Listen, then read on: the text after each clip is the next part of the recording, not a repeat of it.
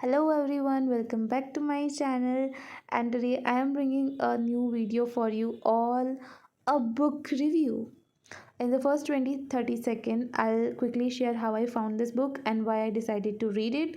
And if you want to skip directly to the summary and my full review, you can jump ahead after that. So let's start. I was actually searching for a book for my book report and I had no clue what to choose. Then one day I walked into my friend's room and saw this book lying on a table, Sweet Bean Paste.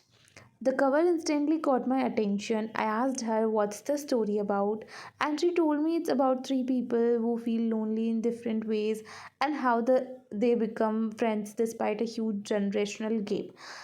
This generational friendship thing immediately made me curious. How can people from completely different areas become close? How do lonely people find each other?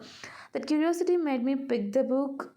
And she also haven't read the full book yet, like till yet she haven't read it, so that is why I want to know the end also, and I wanted a book for my book review, so that is why I chose it. So yes, this is Sweet Bean Paste, written by Durian Sukegawa, published in 2013, and I really didn't expect this book to impact me the way it did. So the story is about three characters: Sentarō, a man working at dorayaki shop, stuck in life, carrying childhood frustration and guilt, and Tokue, an elderly woman with crooked fingers, a past shaped by leprosy, and a gentle but deep wisdom. Wakana, a teenage girl who feels alone because of problems in her family. All three feel disconnected in their lives.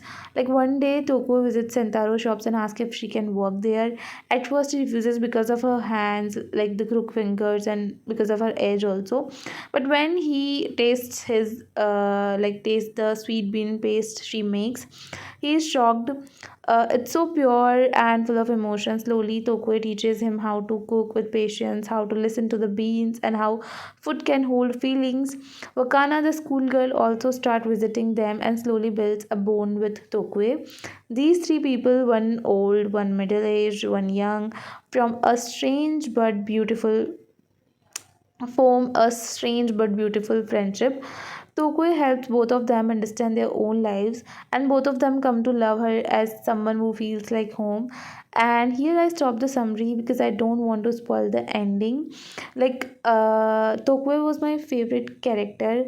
Like, now talking about her, she became my favorite character because I the thing is that I always have a soft corner for old people. I feel like they have so many hidden lessons inside them.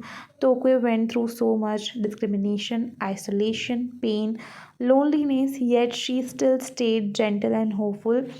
I just told you some crux of the story, like what it is about.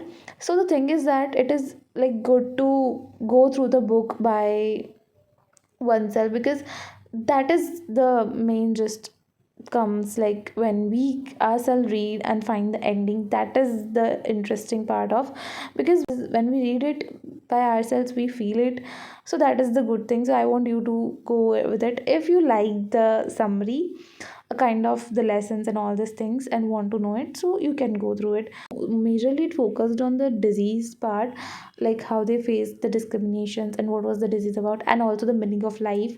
Like mainly it is about the meaning of life, the according to the Durian Sukegawa, like what he believed, it is about that. Given that his concept of meaning of life, that is in the last part of the story. Sentaro never forgot his parents' fight. Wakana felt ignored and lonely in her split family. Everyone carries a hidden pain, and the book also shows how deeply people with leprosy were discriminated against, and how Tokyo still remained patient and compassionate. Practically speaking, we all know it's not possible to stay positive all the time like Tokue. We read like something inspiring, we feel good for a day, and then we forget it. But we also know people in our surroundings who somehow still live with the hope. Tokue believed that if bad days come, good days also come. She teaches us patience, empathy, and dedication, and she teaches that being alive itself has meaning.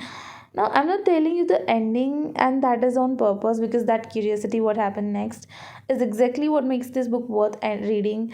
This is the part where you need to pick the book and feel it yourself.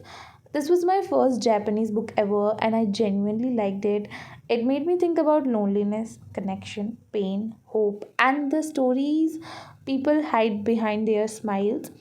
If you like emotional, slow, meaningful stories, you should definitely try this one. And if you read it or if you already have, then tell me in the comments what the ending meant to you. I would really love to know your thoughts. And like, the ending part was quite difficult to accept. I was not expecting that ending. I Because we are, I think, usual of that the happy and kind of this ending. So that is why. But this is the life, and this is going to be happen someday, one day. So yes. Now thank you so much for watching. Do like, share, and subscribe if you enjoyed my review. And I'll see you in the next video. Bye bye.